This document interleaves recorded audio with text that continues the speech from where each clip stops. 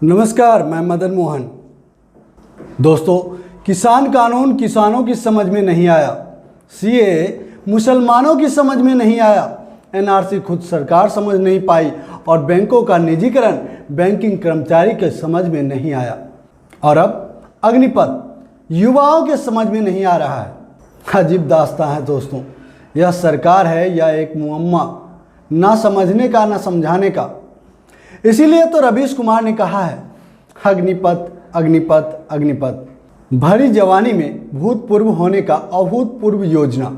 भले ही आपने tour of duty का नाम नहीं सुना हो, लेकिन अग्निपथ फिल्म का नाम तो जरूर सुना होगा। सेना में भर्ती के लिए सरकार की तरफ से टूर ऑफ ड्यूटी के नाम का नया सिस्टम आ रहा है।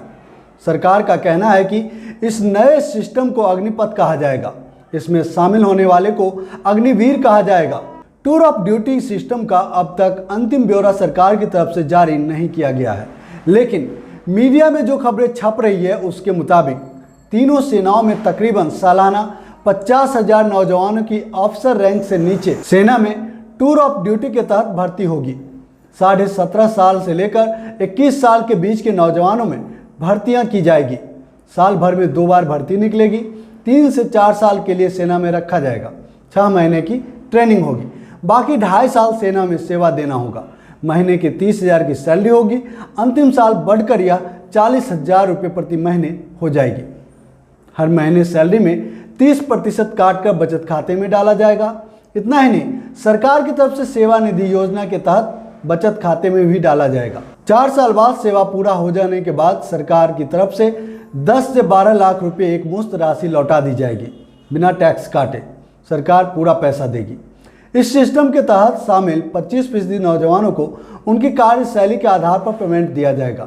दोस्तों, इन सारी बातों से साफ साफ तो नहीं, लेकिन मोटे तौर पर यह बात पता चल गया है कि टूर ऑफ ड्यूटी का ढांचा कैसा होगा। अब बात करते हैं, यह लाया क्यों जा रहा है, इसके आने से सैन्य बलों पर क्या असर पड़ेगा। पहले नज़र में देखने पर यही लगता है कि जिन्हें कुछ समय के लिए सेना में जाकर काम करने का मन है, वह सेना में जाकर अपना काम कर सकेंगे, अपना एडवेंचर का जो सपना है वो पूरा कर सकेंगे। वहीं मेजर जनरल यश मोर बताते हैं कि एडवेंचर सेना का बनाया हुआ नहीं, बल्कि बॉलीवुड का बनाया हुआ है। सेना को लेकर सिनेमा जिस तरह का रोमांच पैदा करता है, सैन्य बलों की जिंदगी उतनी आसान नहीं होती। सेना का मतलब पहाड़ों पर जाकर हाथ में राइफल लेकर घूमना नहीं होता। सेना में ना कोई अग्निवीर होता है और ना ही कोई अग्निपथ होता है। सेना में जाने के लिए रिटन टेस्ट और बहुत मुश्किल फिजिकल टेस्ट पास करना होता है। उसके बाद रिक्रूटमेंट लेवल पर तकरीबन 9 से 10 महीने की काफ़ी कड़ी ट्रेनिंग होती है। सेना में तकरीबन 150 से 200 अलग अलग तरह के काम यानी कि पेशे से जुड़े काम होते हैं, जैसे ड्राइवर, गनर, ऑपरेटर सहित अनेक काम। ट्रेनिंग करने के बाद जिस ट्रेड में एंट्री होती है, वहां जाकर फिर उस ट्रेड की ट्रेनिंग करनी होती है।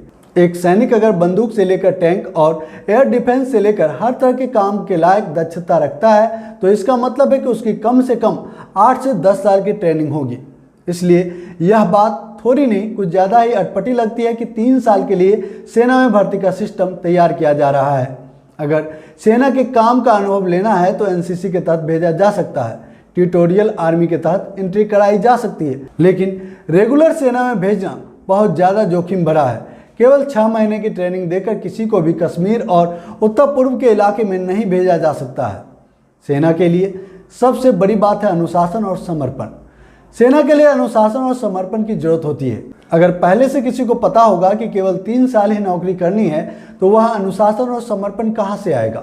जब सैनिक को पता होता है कि उसे 15 साल की नौकरी करनी है, उसके बाद उसे अपनी ज़िंदगी ढंग से काटने के लिए सरकार की तरफ से पेंशन मिलेगी, तब जाकर कहीं उसके भीतर सेना के लिए अनुशासन और समर्पण का गहरा भाव पैदा होता है। यह अनुशासन और समर्पण का गहरा भाव 3 साल की नौकरी में कतई पैदा नहीं हो सकता। एक ही बैरक में कोई 3 साल के लिए रहने के भाव से रहेगा और कोई 15 साल के भाव से। यह सेना के लिए जरूरी माहौल के खिलाफ है, सेना के लिए जरूरी उत्साह और प्रेरणा के भी खिलाफ है। अब अगर पैसे के लिहाज से मामले को समझने की कोशिश करें तो मामला थोड़ा और खुलकर सामने आएगा। दोस्तों, रक्षा मंत्रालय के लिए बजटीय आवंटन तकरीबन 5,75,000 करोड़ रुपये का है। यह कोई छोटी मोटी राशि नहीं है।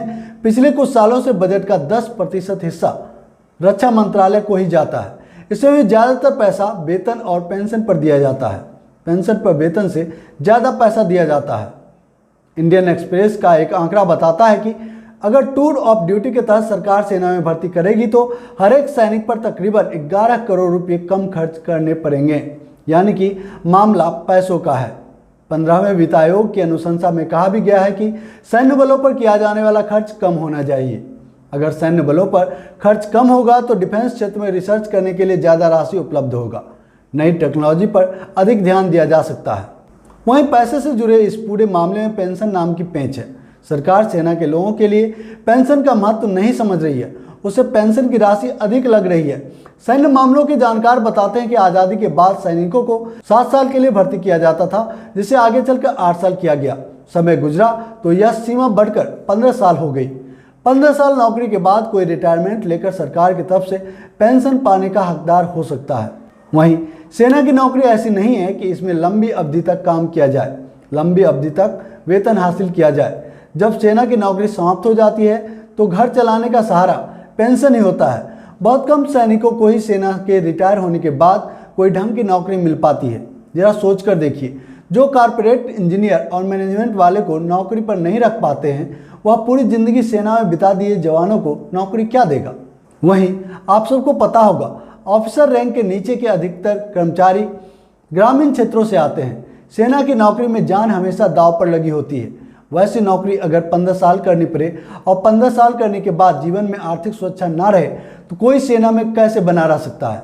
भले ही पैसा से ज़िंदगी नहीं खरीदी जा सकती, लेकिन पैसे का महत्व इतना ज़्यादा है कि सबसे कठिन परिस्थितियों में काम करने के लिए बिना आर्थिक सुरक्षा मुहैया करवाए तैयार नहीं किया जा सकता है। इसलिए सेना से जुड़े पेंशन को उस तरह से नहीं देखना चाहिए जिस तरीके से हम दूसरी नौकरी के पेंशन को देख पाते हैं। दोस्तों, वहीं अंग्रेजी के द कारवा पत्रिका में रक्षा मामलों के जानकार सुशांत सिंह एक सेवानिवृत्त अधिकारी के हवाले से लिखते हैं, यह प्रस्तावना ना तो रक्षा सेवाओं और ना ही रक्षा मंत्रालय से आया है। इस तरह की दिमागी तरंगे कहीं और से निकलती है। 2-3 लोगों का समूह मिलकर इस तरह के फैसले लेता है। इस प्रस्ताव को सुनकर पूर्व सेना प्रमुख खुश नहीं थे। अंदर ही अंदर सेना और सरकार के बीच खींचतान चल रही थी। सरकार तो कहती है कि कोविड की वजह से 2 साल बहुत कम भर्तियां हुई, लेकिन यह प्रस्ताव भी कम भर्तियां होने के जिम्मेदार नहीं था। मौजूदा वक्त में सरकार की तरफ से सेना में 12,12,000 सरकारी पद अधिकृत हैं। हर साल तकरीबन 60,000 सैनिक रिटायर होते हैं। तकरीबन 1 लाख से ज़्यादा नौकरियां खाली है। इन कमियों ने सेना का मनोबल कहीं ना कहीं कम कर दिया है। सेना ने प्रस्ताव को स्वीकार कर लिया है। प्रधानमंत्री कार्यालय की तरफ से आधिकारिक विवरण का ऐलान होना बाकी है। वहीं दोस्तों, इससे इतर अगर नाम, नमक और निशान की बात करें, यानी कि इज्जत, वफादारी और पहचान की, सेना में खास जगह है। सैनिक इन तीनों के लिए मर मिटने के लिए तैयार रहते हैं। यह अमूर्त की तरह की बात है, उन्हें समझ में आती है जो सेना में लंबा वक्त गुजारते हैं। यह बात उनके भीतर जज्ब नहीं हो सकती जो महज 3 साल के लिए, 5 साल के लिए आए हैं और चले जाएंगे। सरकार चाहे तो सैनिकों का प्रशिक्षण ऐसे ही कर सकती है कि रिटायरमेंट के बाद उन्हें पुलिस बलों में इस्तेमाल किया जाए, अर्धसैनिक बलों में इस्तेमाल कर लिया जाए। सरकारी खर्च कम करने का ठोस तरीका निकाला जा सकता है, लेकिन चंद पैसे बचाने के लिए सरकार की तरफ से लाया जा रहा है यह टूर ऑफ ड्यूटी सिस्टम बहुत ही कीमत वसूल सकता है। इन सब के अलावा एक और अंदेशे के बारे में सोचना चाहिए। जिन हाथों को कच्ची उम्र में हथियार थमाया जाएगा, कच्ची उम्र में ही उनसे हथियार ले लिया जाएगा। अगर उन हाथों को भारत के बढ़ती बेरोजगारी के माहौल में बेरोजगार रहना पड़े तो क्या हो सकता है। अगर रोजगार मिले तो कैसा रोजगार मिलेगा। जिन्हें नागरिक और इंसान बनने की यात्रा से पहले बंदूक के साथ लगा दिया जाएगा, वह दुनिया में मौजूद नफरत के साथ तालमेल कैसे बैठा पाएगा या भी नहीं। वैसे दौर में जब भारत की संस्थाएं अपना स्वतंत्र अस्तित्व छोड़कर सरकार की गुलामी में तब्दील होती जा रही है, उस वक्त तो यह जानना बेहद ज़रूरी है, सोचना चाहिए कि टूर ऑफ ड्यूटी से बाहर निकले नौजवानों का कैसे इस्तेमाल किया जाएगा। दोस्तों, इस टॉपिक पर इतना ही। अगर हमारी ये मोटी मोटी बातें आपको समझ में आई, सही लगी तो हमारे वीडियो को लाइक कीजिए, शेयर जरूर कीजिएगा, ताकि ज़्यादा से ज़्यादा लोगों को इसमें निहित सच्ची बात, अच्छी बात, ज़रूरी बात समझ में आए। जो दोस्त पहली बार हमारे चैनल पर आए हैं, आपसे निवेदन है हमारे चैनल को सब्सक्राइब कर ले और घंटी के बटन को जोर दबा दें, ताकि हमारा हर एक वीडियो सबसे पहले आपको मिले। जय हिंद, जय भारत, जय संविधान।